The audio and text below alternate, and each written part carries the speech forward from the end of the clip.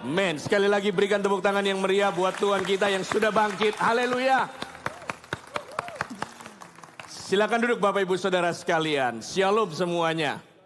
Shalom, senang bisa menyapa Anda secara langsung dan juga tentunya melayani dan berbagi kepada Anda semuanya. Hari ini 2000 tahun yang lalu Allah kita mati di atas kayu salib. Tapi setiap kali Allah memberitahukan bahwa dia akan mengalami penganiayaan, masuk ke Yerusalem, kemudian harus disiksa dan mati. Selama 3 kali disampaikan oleh Yesus kepada murid-muridnya, selalu beritanya tidak lepas dari kebangkitan. Aku akan mati, dianiaya, disiksa, mati, lalu dibangkitkan. Selalu ada dibangkitkan, selalu ada dibangkitkan. Sehingga saya percaya bahwa ada kuasa dalam kebangkitan, dan itu bukan hanya bagi Yesus pada waktu itu, tapi juga bagi murid-muridnya dan bagi kita semuanya. Bapak Ibu Saudara sekalian, ada salam dari Gereja Mawar Sharon Singapura, Rose of Sharon Church Singapura, dan juga Regional Southeast Asia untuk Anda semua. Dan segala CG yang hari ini Tuhan percayakan, setiap kali Anda mengingat regional ini, doakan supaya satu demi satu CG yang ada di Hong Kong, yang ada di Kambodia, yang ada di Sabah, Sarawak, yang juga ada di Thailand, Filipina yang sedang digabung CG-nya, berdoa supaya semuanya bisa menjadi gereja lokal untuk menggenapi visi 2030, 300 gereja. Kita bergerak bersama-sama. Nah, Bapak Ibu Saudara sekalian, sepanjang minggu ini saya akan membagikan firman. Hari ini sesi 1 saya berbicara tentang pikulah salibmu. Sesi yang kedua saya bicara tentang ujian dari sebuah hubungan. Dan yang ketiga, kemenangan yang diwariskan. Dan yang keempat, tawar hati atau cinta yang membara. Dan yang kelima, tidak tergoncang. Nah Bapak Ibu Saudara sekalian, sebelum saya membagikan firman Tuhan pagi hari ini, ada laporan kemenangan yang kita bisa saksikan dan bersuka cita atasnya, yaitu EOG Conference yang baru saja berlangsung. Saya persilakan multimedia yang sudah menyiapkannya, dan mari kita sambut dan berikan tepuk tangan buat pergerakan anak-anak muda kita. Silakan.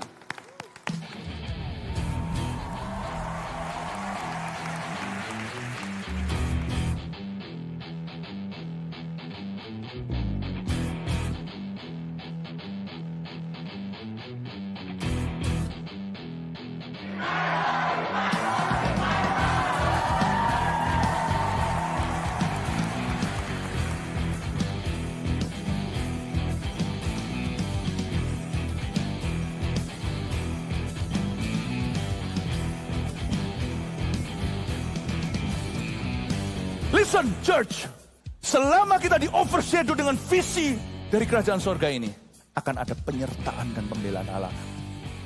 It's not about us, kita akan di overshadow. Overshadow kita adalah visi 1000 gereja dan 1 juta murid. Dan sejak kita cetuskan dan tidak pernah keluar dari bubble ini, terjadi kejadian-kejadian heran, tanda-tanda mujizat yang kita tidak sangka.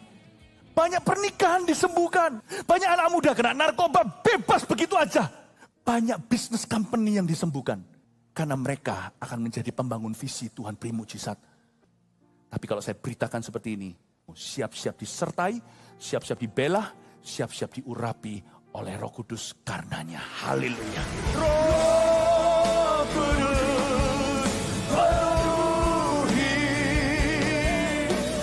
Roh Yesus urapi.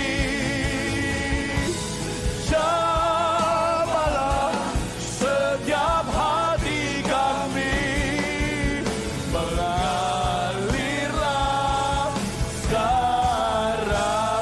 Haleluya. Come on. Haleluya. Berikan kemuliaan bagi Tuhan Yesus. Glory to Jesus. Haleluya. Haleluya. Saya menghadiri konferensi itu. Dan saya bersuka cita bukan hanya karena saya diberkati oleh hadirat Tuhan dan semua message yang dibagikan. Tapi saya bangga sekali karena saya melihat pergerakan kita tidak menjadi menua dalam artian melambat dan berhenti. Tetapi justru tetap sekalipun sudah 20 tahun berjalan, api kebangunan rohaninya terus makin muda dan makin muda dan makin muda. Dan saya diberkati ketika Pastor Philip berkata, dari 300 gereja, 301 gereja sampai 1000-nya. maka generasi baru orang-orang muda yang akan menyelesaikannya. Sehingga dari situ kita tahu bahwa pergerakan dan kebangunan rohani yang kita miliki tidak akan berhenti, tapi akan diteruskan dari generasi kepada generasi kepada generasi. Come on, kalau Anda mau berikan tepuk tangan, mari tepuk tangan yang meriah. Nah, Bapak Ibu Saudara sekalian, mari buka bersama dengan saya di dalam Filipi pasal yang ketiga, ayat yang ke-10 dan ayat yang ke-11. Filipi pasal yang ketiga, ayat yang ke-10 dan ayat yang ke-11. Anda sudah temukan di dalam Alkitab Anda? Oke. Filipi pasal yang ketiga, ayat yang ke-10 dan ayat yang ke-11. Mari kita baca dengan suara yang antusias, jemaat yang haus dan lapar akan firman. 1, 2, 3. Yang ku kehendaki ialah mengenal Dia dan kuasa kebangkitannya dan persekutuan dalam penderitaannya, di mana aku menjadi serupa dengan Dia di dalam kematiannya. Sekali lagi, 1, 2, 3. Yang ku kehendaki ialah mengenal Dia dan kuasa kebangkitannya dan persekutuan dalam penderitaannya, di mana aku menjadi serupa dengan Dia dalam kematiannya. 11. Supaya aku akhirnya beroleh kebangkitan dari antara orang mati.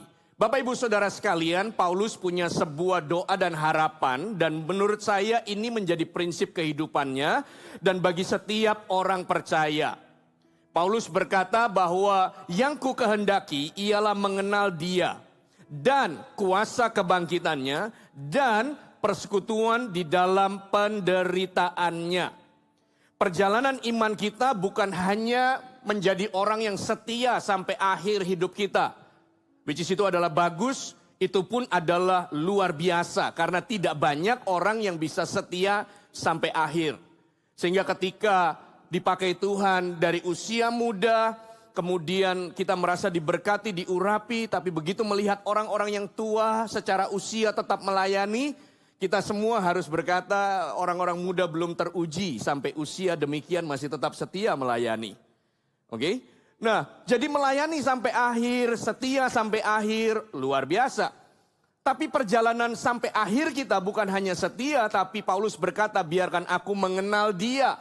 Sehingga makin tahun dalam perjalanan kita makin cinta, makin tahun kita makin tambah dekat dengannya, makin tahun kita tambah serupa seperti Kristus. Karena kita bukan hanya setia sampai akhir, tapi kita bertumbuh, berjalan, semakin mengenal Dia. Oke? Tapi Paulus tidak berhenti sampai di situ. Paulus berkata, dan kuasa kebangkitannya. Ada kuasa kebangkitan yang dijanjikan bagi orang percaya. Oleh karena hari ini kita merayakan Kristus bangkit dari kuburnya. Kuburnya menjadi kosong. Sehingga itu bukan hanya cerita membuktikan bahwa Allah kita ajaib, Allah kita hidup, Allah kita berkemenangan, tetapi juga semua orang percaya menjadi orang imannya hidup, bertumbuh dan penuh dengan kemenangan. Paulus berkata, aku ingin mengenal, aku yang ku kehendaki ialah mengenal Dia, kuasa kebangkitannya. Ketika Yesus bangkit dari maut, iblis dengan sengat kematiannya tidak dapat menahan atau menghentikan Tuhan kita. Sekalipun mungkin pada waktu Yesus disalib, setan bersuka cita. Wow, anak Allah akhirnya mati di atas kayu salib. Yes, kita berhasil menyalibkan Dia. Tapi ternyata di balik itu ada rencana Allah yang tidak dipahami.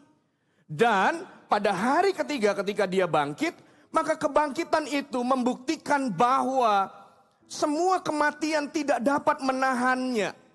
Sehingga kita berkata seperti Paulus bilang, hidup bagiku adalah Kristus, mati adalah, sekali lagi, hidup adalah Kristus, mati adalah keuntungan. Sehingga kematian bukan lagi sesuatu yang mengerikan, sekalipun tentu sedih dan berduka secara manusia karena berpisah dengan orang yang kita kasihi. Memori indahnya terlalu banyak. Sehingga dan kita harus akui bahwa mereka sudah tidak ada. Tapi kan kita percaya bukan bahwa kematian tidak bisa menahan kita. Karena Kristus bangkit, Dan kuasa kebangkitannya itu bekerja di dalam kita. Dan kita berkata sekalipun kematian harus kita hadapi, mati di dalam Tuhan adalah keuntungan. Ketika kita melihat kuasa kebangkitan itu, maka semua tangisan yang keluar atau yang pecah ketika kita menyadari ternyata orang-orang yang kita kasih harus pergi, maka tangisan itu, kata Paulus kepada jemaat Tesalonika, bukan tangisan duka cita seperti orang-orang yang tidak mempunyai pengharapan. Karena kita tahu mati adalah keuntungan, karena kita tahu oleh karena kebangkitan Kristus, semua yang mati di dalamnya juga mati di dalam pengharapan. Paulus berkata, aku menghendaki kuasa kebangkitannya, mengenal dia dan kuasa kebangkitannya. Tuhan kita telah mengalahkan yang maut. Senjata pamungkas iblis adalah kematian oleh karena upah dari dosa yang dikerjakan oleh manusia. Tapi kebangkitan itu mengolok-olok setan yang sudah terlanjur senang karena berhasil menyalibkan Yesus. Tapi justru setan dipermalukan, setan dilucutkan. Sehingga Tuhan berkata, hai maut, di manakah sengatmu? Firman Allah berkata, hai maut, di manakah sengatmu? Tidak ada kematian yang bisa menghalangi, yang bisa menahan, yang membuat orang terpuruk dan kalah selamanya. Tapi sebab aku yakin, kata Roma, baik maut maupun hidup, baik malaikat-malaikat maupun pemerintah-pemerintah, baik yang ada sekarang maupun yang akan datang, atau kuasa-kuasa baik yang di atas maupun yang di bawah, atau sesuatu makhluk lain tidak dapat memisahkan kita dari kasih Allah yang dalam Kristus Yesus Tuhan kita.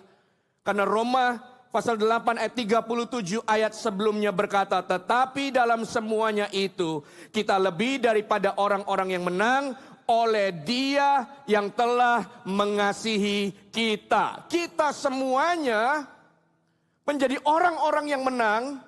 Tidak ada dosa atau pergumulan yang terlalu besar sehingga kita tidak bisa menang.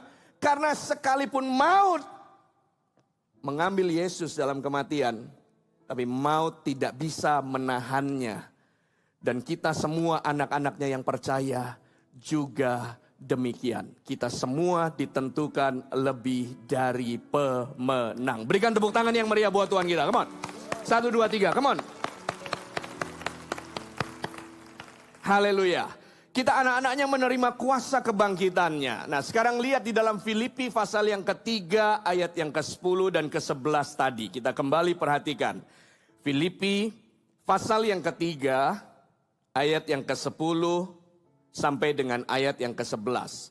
Firman Tuhan berkata demikian. Yang ku kehendaki ialah mengenal Dia dan kuasa kebangkitannya dan persekutuan dengan penderitaannya.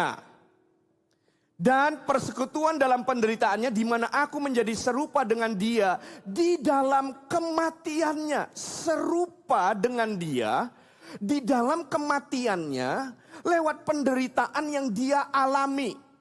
Bapak ibu saudara sekalian, kenapa tema khotbah saya adalah pikul salibmu? Karena ketika saya merenungkan, Tuhan ingin ingatkan kita, jika bicara tentang kuasa kebangkitan, maka semua kita merasa perlu memilikinya. Kita ingin, kita rindu, dan tidak ada keraguan di dalamnya. Pastor, kita kepengen hidup berkemenangan. Pastor, kita kepengen mengalami kebangkitan. Pastor, kita percaya bahwa tidak ada yang bisa memisahkan dan mengalahkan kita. Amin, amin. Kuasa kebangkitannya. Amin. Kubur kosong membuktikan Dia hidup. Oleh karena itu kita juga berkemenangan. Amin, amin. Dan semua bersuka cita untuk itu. Tapi apa yang menjadi kerinduan Paulus ternyata tidak berhenti pada kuasa kebangkitannya. Dia berkata tetapi juga persekutuan di dalam penderitaannya. Nah bagian yang ini yang tidak banyak orang mau. Karena semua kemenangan kebangkitan semua orang mau. Kita kepengen berkemenangan, kita kepengen diberkati, kita kepengen, wah pokoknya bagian itu tidak usah diragukan. Begitu ditanya siapa yang mau dan amin, semua akan amin.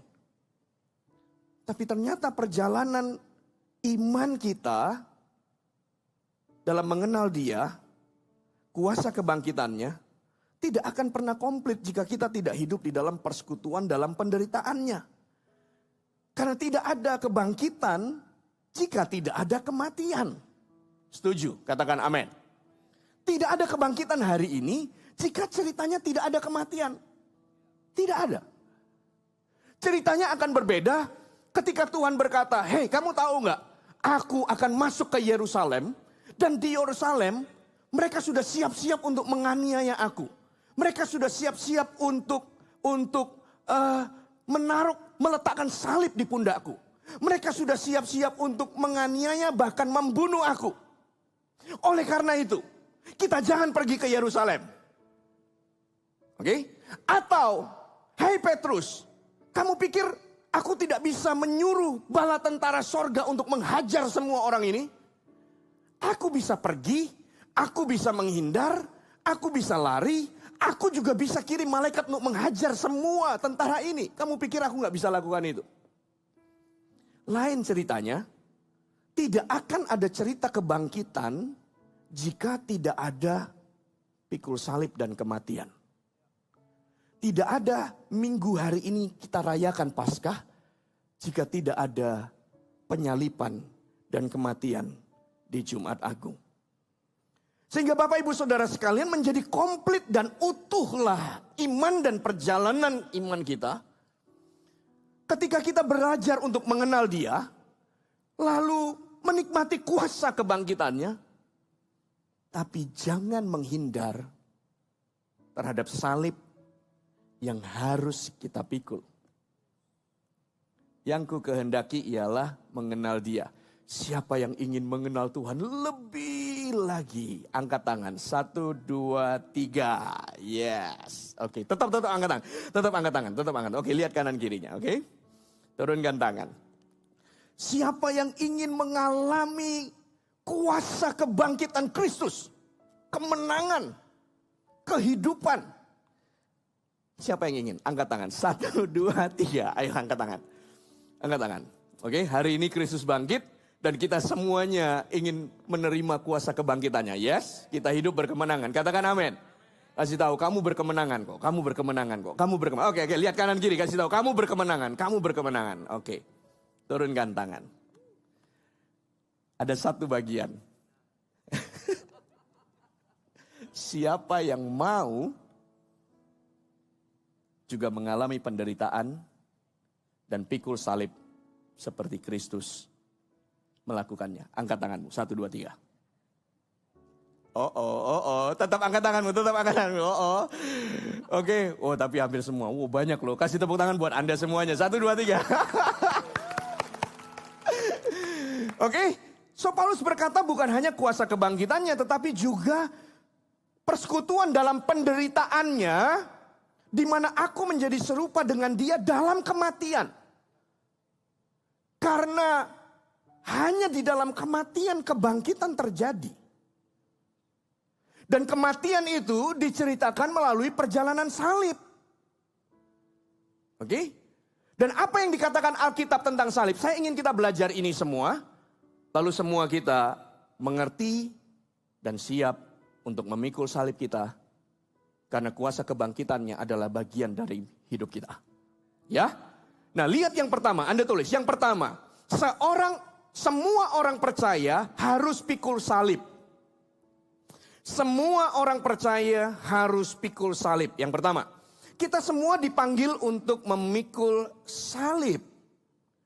Matius pasal 16 ayat 21 sampai dengan ayat 24. Matius 16 ayat 21 sampai dengan ayat 24. Anda temukan di dalam Alkitab Anda. Matius 16 ayat 21 sampai dengan ayat 24. Mari kita baca sama-sama dengan suara yang keras. Biarkan telinga Anda mendengar, iman timbul dari pendengaran akan firman. 1, 2, 3. Sejak waktu itu Yesus mulai menyatakan kepada murid-muridnya bahwa ia harus pergi ke Yerusalem dan menanggung banyak penderitaan dari pihak tua-tua, imam-imam kepala dan ahli-ahli Taurat. Lalu dibunuh dan dibangkitkan pada hari ketiga. Dibunuh dan dibangkitkan pada hari ketiga. Lalu ayat 22. Tapi Petrus menarik Yesus ke samping dan menegur dia, katanya apa? Tuhan, kiranya Allah menjauhkan hal itu sekali-kali takkan menimpa engkau. Lalu maka Yesus berpaling dan berkata kepada Petrus, "Enyalah iblis, engkau suatu batu sandungan bagiku. Sebab engkau bukan memikirkan apa yang dipikirkan Allah, melainkan apa yang dipikirkan manusia." Lalu Yesus berkata kepada murid-muridnya, "Setiap orang yang mau mengikut aku, ia harus menyangkal dirinya, memikul salibnya, dan mengikut aku." Kata-kata ini diulang Tuhan. Penjelasan Tuhan tentang kematiannya disampaikan 2-3 kali, sampai 3 kali di dalam Markus dicatat. Oke? Tuhan kasih tahu bahwa ini yang akan terjadi di depan. Aku akan ke Yerusalem, penganiayaan, kematian, lalu kebangkitan. Penganiayaan, kematian, lalu kebangkitan. Lalu Petrus menariknya ke samping. Dia berkata, "Tuhan, ini tak akan terjadi padamu." Kalau kita sedang dalam kondisi bergumul demikian, ketika ada orang datang dan berkata, "Jangan terjadi ini dalam hidupmu." Kita akan berkata, "Wow, aku suka nih. Kamu bela aku ya. Kamu tahu bahwa apa yang aku hadapi ini tidak ringan. Tapi idemu itu, wah, betul-betul terima kasih buat perhatian dan dukungannya." Tapi Tuhan memberikan respon yang berbeda. Tuhan berkata, "Enyalah iblis, engkau satu batu sandungan bagiku." Bapak ibu saudara sekalian, ternyata batu sandungan itu ada 2. Batu sandungan kepada manusia. Jangan kamu menjadi batu sandungan bagi saudaramu. Batu sandungan itu bukan karena Anda sungguh-sungguh ikut Tuhan. Lalu orang berkata, "Kamu jangan terlalu begitu sama Tuhan. Kamu jangan terlalu radikal. Kamu jangan terlalu serius sama Tuhan." Karena kalau kamu terlalu serius, bisa jadi kamu jadi batu sandungan buat orang lain. Siapa yang bilang? Batu sandungan buat orang lain bukan karena Anda serius. Batu sandungan buat orang lain kalau kita munafik. Oke? Apa yang kita tunjukkan tidak seperti apa yang kita katakan. Sehingga orang tersandung. Itu batu sandungan. Tapi kalau kita serius sama Tuhan, sungguh-sungguh ikut Tuhan, bukan jadi batu sandungan. Kita malah jadi sebuah terang di tengah kegelapan, menjadi sebuah standar bagaimana mengikut Yesus sesungguhnya.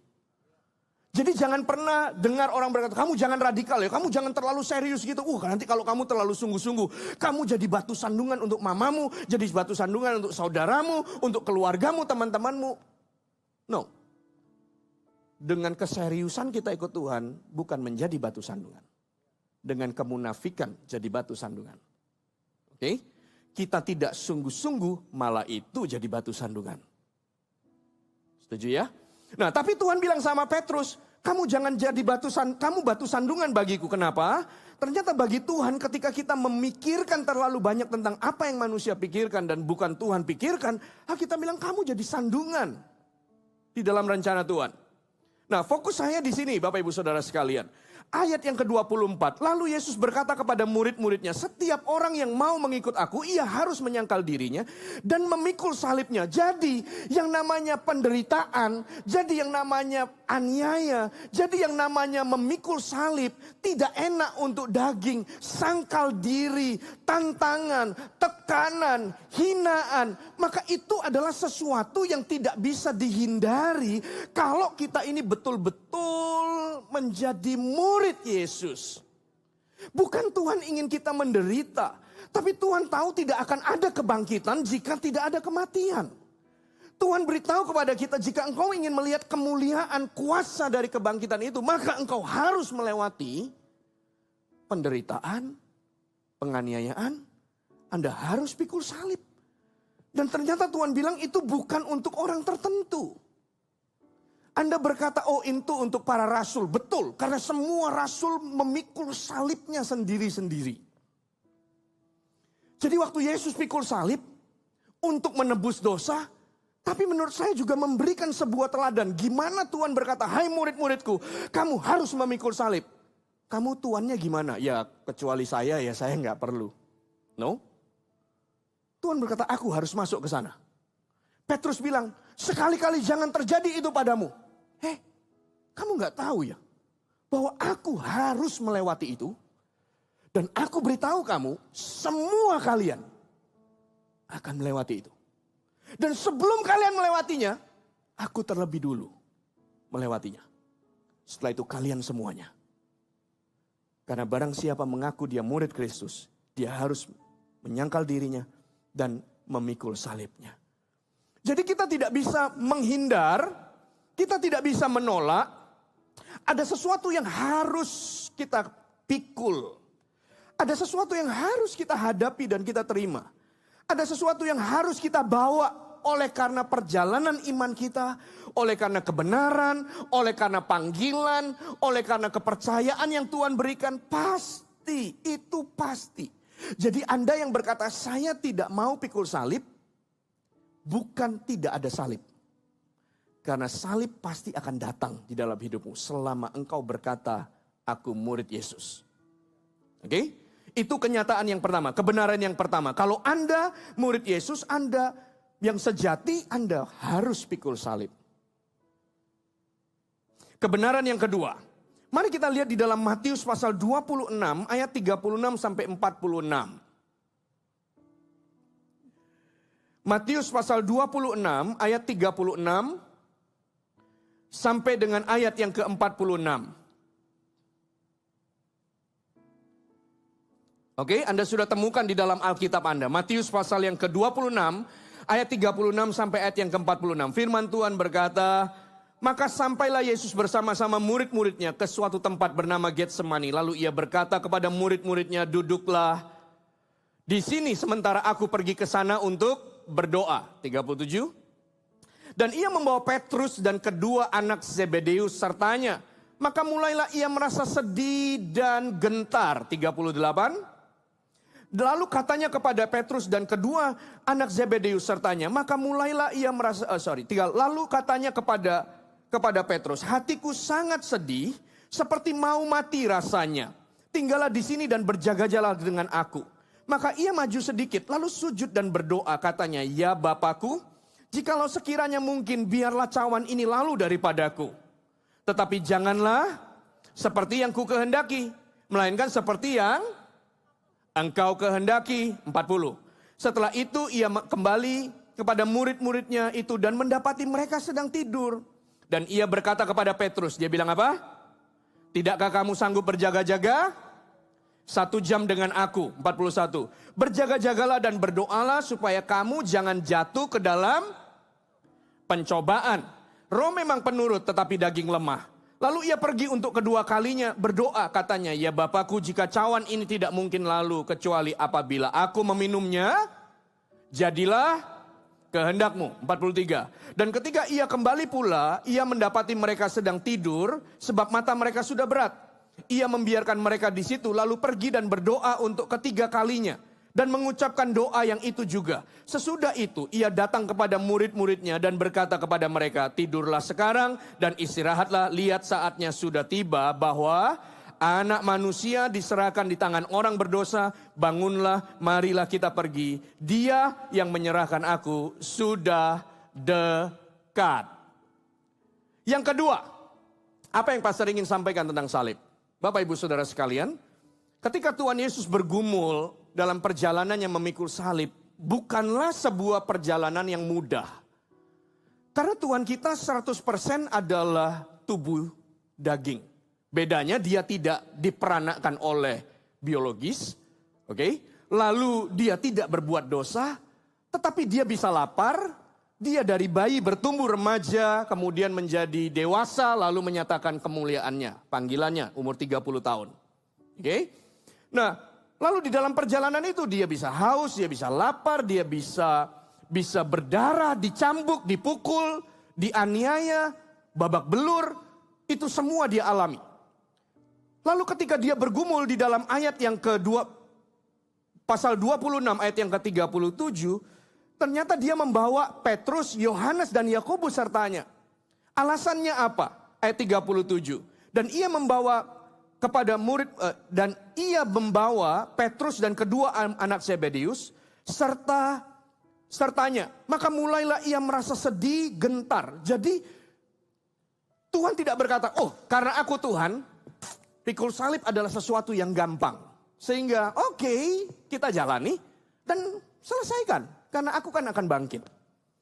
Ternyata di dalam kemanusiaannya Yesus, pergumulan salib itu tidak ringan. Sehingga dia harus menepi, berdoa, mencari Tuhan. Tuhan, kalau boleh cawan ini lalu daripadaku. Tapi kalau aku harus meminumnya, jadilah kehendak-Mu. Itu tuh, wah. Ketika di Singapura, beberapa kali ketemu dengan orang melayani. Dan waktu dilayani orang itu sudah tahu dokter memvonis hidupnya tinggal 3 bulan. 6 bulan. Anda pikir gampang? Sebagai pastor pun harus cari celah bagaimana menguatkan. Bagaimana meletakkan dan mengokohkan iman mereka. Karena begitu dengar, hidupmu tinggal 3 bulan. Anda pikir gampang? Yesus bergumul. Ketika dia tahu sebentar salib akan dipikul. Oleh karena itu, dia bawa 3 muridnya dari 12, 1 pengkhianat. 3 itu datang berserta dengan dia. Aku ini mau bergumul. Kalian ikut ya. Lalu 3 orang ini ikut. Pada waktu bergumul itu, Yesus menyingkir lebih ke depan, lebih jauh dari mereka. Disitulah Tuhan berdoa. Lalu 3 orang ini, Anda tahu si Petrus. Tidak ada satu, kalau itu tidak boleh terjadi padamu. Aku memberikan nyawaku. Yohanes adalah yang paling dekat diceritakan di dalam Injil. Yohanes menceritakan kedekatannya dengan Tuhan. Ini seolah-olah dari semua muridnya, ini nih top. Yakobus, putra Halilintar. 3 orang ini, menurut saya, bukan hanya dekat sama Tuhan, tapi mereka ini hebat.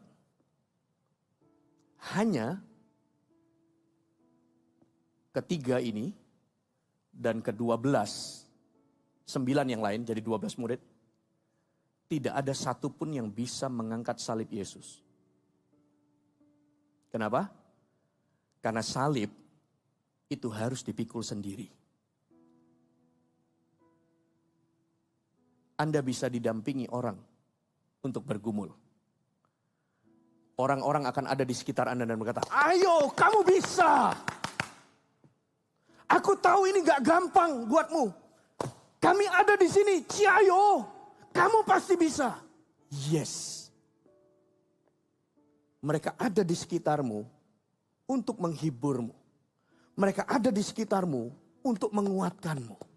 Mereka ada di sekitarmu untuk menunjukkan sebuah perhatian dan dukungan. Tapi mereka tidak bisa pikul salibmu. Karena mereka punya salib sendiri. Nangkep? Kalau Anda tidak melihat ini, makanya ada banyak orang pikul salib, nuntutnya sama orang lain. Kamu bisa tolong lebih gak?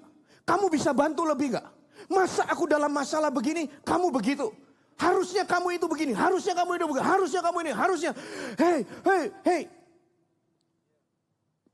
Saya khotbah di sesi kedua nanti. Perjalanan Kristus memikul salib adalah sebuah ujian dari hubungan. Karena kenyataannya adalah, friends, salib itu harus dipikul sendiri. Yesus membawa murid-muridnya untuk mendampinginya ketika dia bergumul. Tapi Tuhan tidak memberikan beban salibnya kepada murid-muridnya. Ini salib harus aku pikul. Kalian semuanya punya salib masing-masing. Makanya 12 orang itu akhirnya 11 satu gantung diri. 11 itu akhirnya pikul salibnya masing-masing. Tapi dia telah melihat bagaimana Yesus memikul salibnya. Bagaimana Yesus menghandle pergumulan sebegitu berat. Sehingga murid-murid berdiri dan berkata, oke, kalau begitu aku tahu bagaimana harus memikul salibku. Karena kamu bisa mendampingi aku dalam pergumulan, tapi kamu tidak bisa memikul salibku.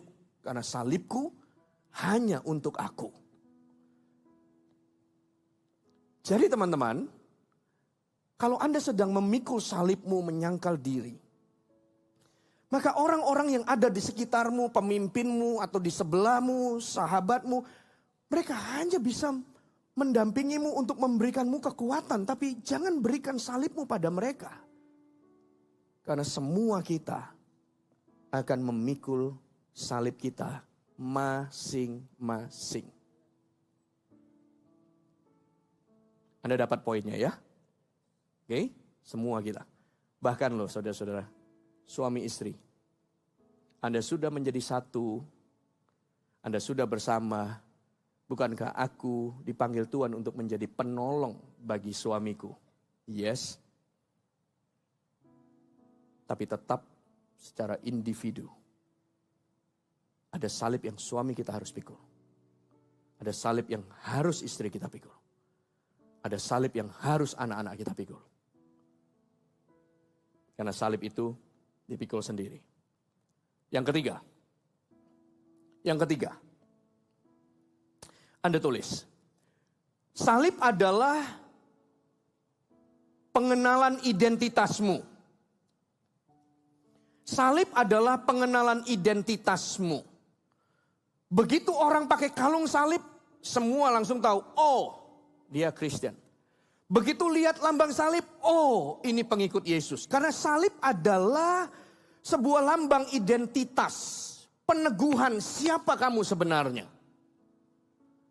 Yesus tidak akan menjadi seorang penyelamat dan tidak akan menyelesaikan panggilannya sebagai anak Allah jika dia tidak memikul salibnya. Karena ketika dia mengangkat salibnya, dia sedang menggenapi panggilannya. Dia sedang menyatakan pada dunia siapa dia sesungguhnya. Menurut Yesaya pasal yang ke-9, seorang putra telah diberikan, lambang pemerintahan ada di atas bahunya. Dia disebut Raja Damai, Bapa yang kekal. Yesaya pasal 9. Tapi Yesaya pasal 53 berkata, dia seperti seorang taru yang tumbuh, tetapi aromanya, wajahnya kita tidak ingin lihat dia.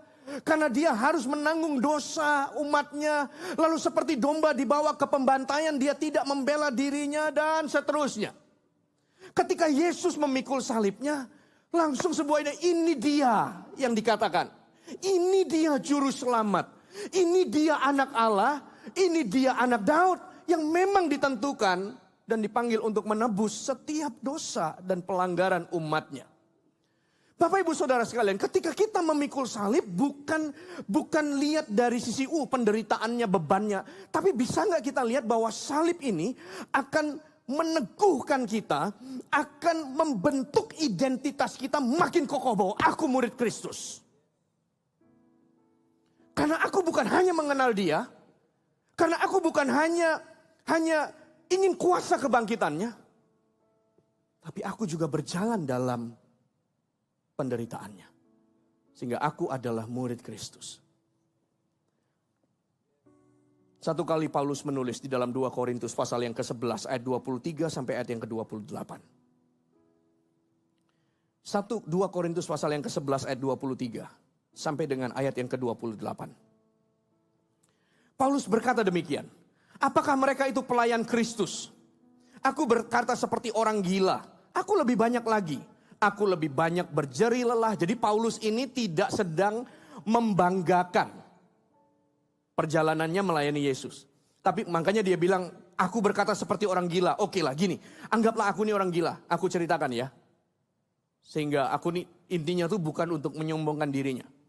Aku lebih banyak berjeri lelah. Lebih sering di dalam penjara. Didera di luar batas, kerap kali dalam bahaya maut. 5 kali aku disesah orang Yahudi. Setiap kali 40 kurang 1 pukulan. 3 kali aku didera. 1 kali aku dilempari dengan batu. 3 kali mengalami karam kapal. Sehari semalam aku terkatung-katung di tengah laut. Dalam perjalananku aku sering diancam bahaya banjir dan bahaya penyamun. Bahaya dari pihak orang Yahudi dan dari pihak orang-orang bukan Yahudi. Bahaya di kota, bahaya di padang gurun, bahaya di tengah laut dan bahaya dari pihak saudara. Aduh, di mana-mana dia bahaya. 27. Aku banyak berjeri lelah dan bekerja berat. Kerap kali aku tidak tidur. Aku lapar dan dahaga. Kerap kali aku berpuasa, kedinginan dan tanpa pakaian. Dan dengan tidak menyebut banyak hal lagi, urusanku sehari-hari yaitu untuk memelihara semua jemaat-jemaat. Wow. Tapi Anda lihat tulisannya Paulus, dia berkata begini. Dia tulis surat kepada jemaat, lalu selalu ada kata begini. Dari Paulus, Rasul Yesus Kristus. Dari Paulus, Rasul Yesus Kristus. Ternyata semua yang tadi dia ceritakan itu hanyalah sebuah proses pembentukan untuk dia semakin mengenal siapa dirinya di dalam Tuhan. Bapak Ibu Saudara sekalian, kalau anak Anda pergi ujian di sekolah, Anda pernah berpikir enggak?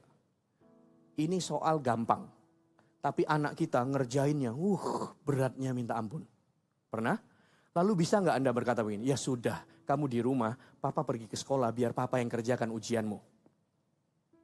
Nggak bisa kan? Nggak bisa. Anda tahu itu ringan bagi Anda, tapi Anda tetap berkata, kamu harus hadapi itu nak. Kenapa? Karena kalau kamu hadapin itu, kamu satu hari nanti akan jadi sesuatu. Papa ini punya gambaran tentangmu, satu hari nanti kamu akan begini. Oleh karena kamu akan begini, maka papa akan berikan ini, tambahkan les kalau perlu, buat ini, buat itu. Anak gitu, aduh kok banyak sekali yang harus dipelajari. Wah, dia nggak mau. Tapi papanya akan berkata, kamu harus pikul ini nak. Kenapa? Satu hari nanti kamu akan mengerti, kamu akan jadi apa dengan salib yang kamu harus pikul ini. Waktu kamu mikulnya, rasanya kayak berat. Memang Allah berkata kepada anak-anak yang bukan gampangan, aku akan menyesahnya. Aku akan mendidiknya. Aku akan mendisiplinnya. Dan pada waktu disesah itu tidak mendatangkan sukacita, tapi duka cita. Tapi duka cita ini baik. Karena dengan demikian kamu akan mengerti siapa dirimu sesungguhnya. Oh, I know. Ketika salib menghampiri hidup saya, tidak menyenangkan. Sama seperti Yesus bergumul. Wah, sedih hatinya. Petrus, Yakobus, Yohanes, ayo ikut. Karena ini sebuah pergumulan yang gak mau. Tapi waktu bergumul gitu, orang-orang ini bukan memikul salibku. Aku harus pikul salibku. Dan waktu aku memikul salibku, ini hanyalah CV yang akan mengantar aku ke satu titik di mana aku akan melihat inilah diriku di dalam Tuhan. Karena melalui salib yang kamu pikul itu akan menunjukkan siapa kamu sesungguhnya. Aku adalah murid Kristus. Dan ternyata makin kokoh, makin kuat. Sehingga kamu bukan anak-anak gampangan. Paulus tulis semua jeri lelahnya. Di surat-suratnya dia berkata, aku Rasul Yesus Kristus. Karena aku ini dipanggil jadi begini, maka semua salib itu harus aku pikul. Karena semuanya itu akan meneguhkan identitasku. Siapa aku di dalam Tuhan. Sehingga Tuhan tidak akan menyingkirkan salib dari hidup kita. Yang paling indah adalah Tuhan berikan Petrus, Yakobus, Yohanes untuk mendampingi kita. Tapi yang pikul salib tetap bukan mereka. Tetap kita. Bagian yang terakhir. Filipi pasal 2 ayat yang ke-8. Poin yang keempat. Pikulah salibmu. Karena saya percaya di dalam pikul salib ada kekuatan yang cukup. Karena pencobaan yang kamu alami. Dan segala sesuatu itu tidak akan melebihi kekuatanmu. Yang setuju katakan amin. Tapi juga di balik salib ada kemuliaan. Karena Filipi pasal 2 ayat yang ke-8. Mari kita baca bersama-sama. Filipi pasal 2 ayat yang ke-8. Saya minta tim Praise and Worship bisa naik dan mempersiapkan diri. Kita akan selesai. Ayat yang ke-8 dari Filipi pasal yang kedua. Demikian firman Tuhan. Kita baca sama-sama. 1, 2, 3. Dan dalam keadaan sebagai manusia ia telah merendahkan dirinya. Dan taat sampai mati, bahkan sampai mati di kayu salib. 9. Itulah sebabnya apa? Allah sangat meninggikan dia. Itulah sebabnya apa? Allah sangat meninggikan dia. Itulah sebabnya apa? Allah sangat meninggikan dia dan mengaruniakan kepadanya nama di atas segala nama. Di balik salib yang kita pikul selalu ada kekuatan yang cukup dan selalu ada kemuliaan yang menyertainya. Salib selalu diikuti dengan kebangkitan. Kematian selalu diikuti dengan kebangkitan. Keterpurukan, direndahkan selalu diikuti dengan peninggian. Selalu diikuti dengan kemuliaan, selalu diikuti. Dan di dalam case-nya Tuhan Yesus, Allah melihat itu dan Allah menangkat dia tinggi, memberikan dia nama di atas segala nama. Sehingga semua nama harus yang ada di bumi akan bertekuk lutut. Karena Tuhan begitu ditinggikan, Yesus diangkat. Di balik salib selalu ada kemuliaan. Berikan tepuk tangan yang meriah buat Tuhan kita. Mari kita bangkit berdiri bersama-sama. Haleluya, sekali lagi. Berikan tepuk tangan yang meriah.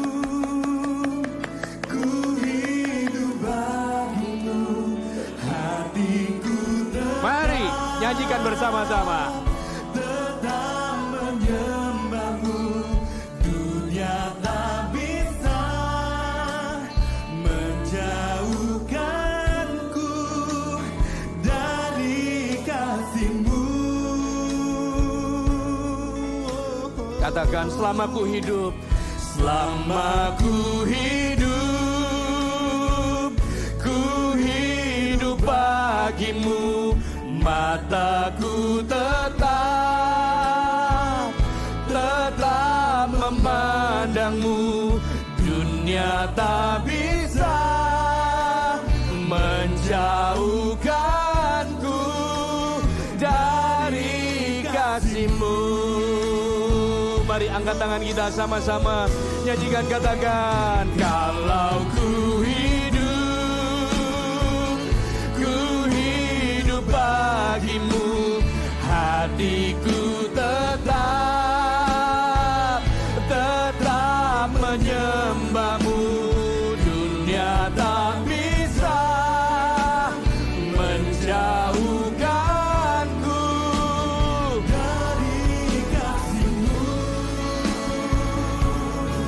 Selama ku hidup,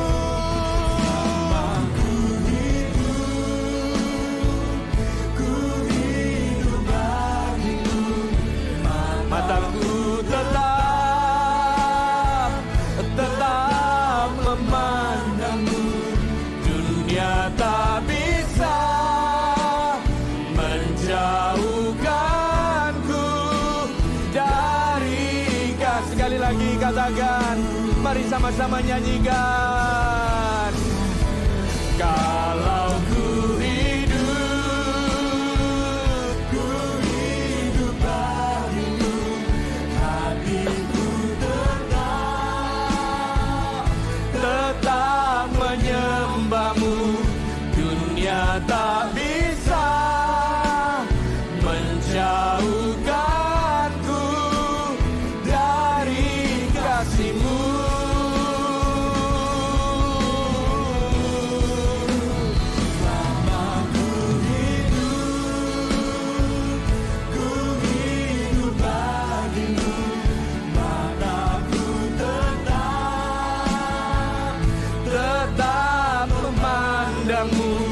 Dunia tak bisa menjauhkanku dari kasih-Mu. Rimahataka syarararabara Urimika dariararabaraka sikidikarabaraka yarariarabaharaka diararabaraka rariararabarara Urika baharaka sikidikirika bariararabadaki urabahararabara diararararia Riki mahanako sikimanaganana mananana yana. Mari kita angkat tangan kita. Mari kita angkat tangan kita dan menyembah dia. Rimikatu rabahabaka rabakare diarararara Riki baga bariara gariara labadaku rabaga bahadeka bariara bariararara Kiminikani unamana gaya tu rabahadaka shiki pagararara Rika hati unamaragadiana nama gararariararara barara Ini kana nama gariararariararariararara Ibakuri bagarariarara gorahapa yararararara Urikatahia nama takariara barakara badakara bakiuraba Hikini kanania nara garabala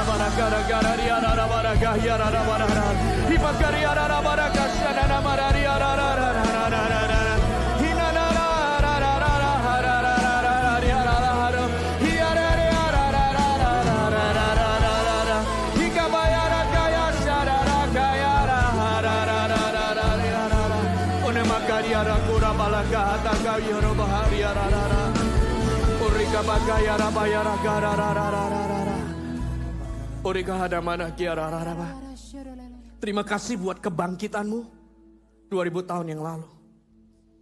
Dan kami percaya kuasa kebangkitan itu juga bekerja dalam setiap kehidupan kami anak-anak-Mu. Kemenangan menjadi panggilan dan bagian kami. Tapi kami belajar ya Tuhan, tidak pernah akan ada kebangkitan jika tidak dilalui oleh kematian dan penderitaan. Dan untuk semua kemenangan yang Tuhan sediakan, latihlah setiap kami ya Tuhan, untuk memikul salib kami sebagai murid-murid-Mu. Berjalan di dalam penderitaan Kristus. Dan kami harus pikul salib kami masing-masing.